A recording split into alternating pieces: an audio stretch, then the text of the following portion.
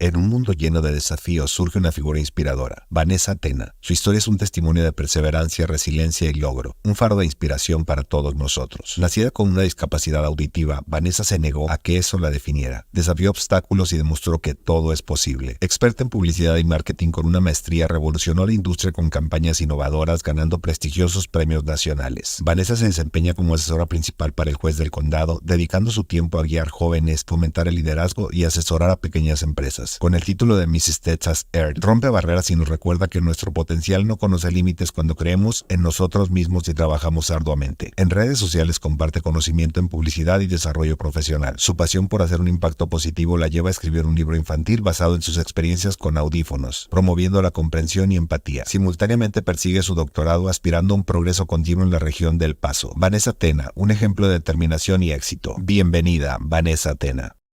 So Vanessa, thank you so much for making the time to chat with us about what it takes to be successful.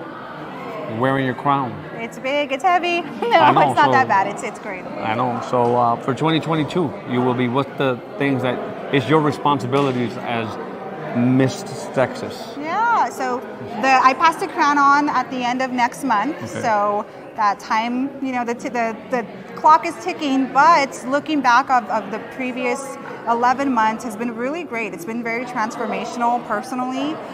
You really have to self-reflect and understand who you are as a person, what's important to you, because the crown is really meant to be a spotlight on Absolutely. Causes. You know, that's really what it is, because on the surface, it's photos, it's the beautiful outfits, the dresses, the being on stage, but the whole goal, the whole purpose is to utilize that to draw attention so that attention can then be redirected onto really, really important causes.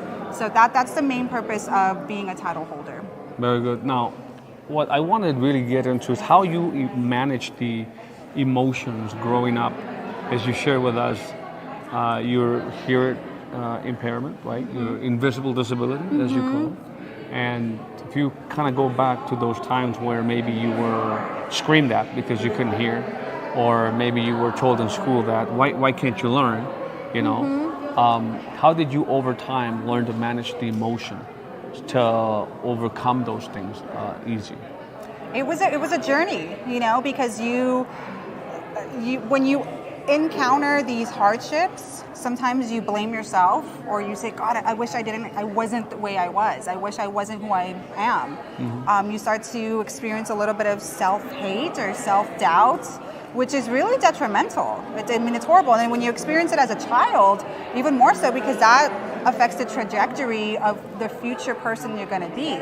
So it wasn't until I realized there's certain pain points that I needed to feel in order to be like, hold on, this is really painful. This cannot be something I want to live with. One of it was the closest people to me did not realize that this was part of who I was, and they inadvertently would hurt me. They would hurt my feelings by saying, well, are you deaf? Like, how come you can't hear the TV? Yeah. Why, things like that, and it's like, it's not their fault. I'm tired of repeating myself I to have you. to repeat myself.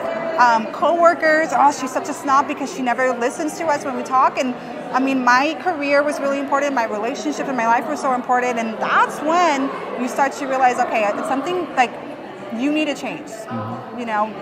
The only thing keeping them, or that's causing them to hurt me in this way, is because they don't know this part of myself that I haven't communicated to them or revealed. And once I started to shift at that point, opportunities started to come around. And it started to be seen as almost a silver lining. I didn't realize that I could get a tuition waiver from the state to continue my higher education. So I was able to achieve multiple degrees without having any student debt. And it was because of my hearing loss. And I was like, oh my gosh, this could actually work in my favor, because up until that point, it was always like, it wasn't something that was a benefit or an asset. But once that shift happened, it started to become an asset, even more so than ever before, and it's unstoppable at that point. It's very powerful what you're saying, because in reality, it's just changing the optic of whatever is happening to you. That's why I go so deep into the emotional intelligence, because somehow it relates to that, and changing the optic, how you turn a negative into a positive, and I think that's key. So what are you working on right now towards? So right now I am undergoing a rebranding, a personal rebranding. Okay. Because when you graduate school, you go into the workforce, you get married, you have kids, whatever that path looks like, sometimes it happens really fast, really quickly. The pageant and the crown happened during a time where I was really, really great career-wise. I had a 3-year-old little boy, my husband, everything was great to where I was able to pause and take inventory of how my life was and really direct a purposeful direction on growth.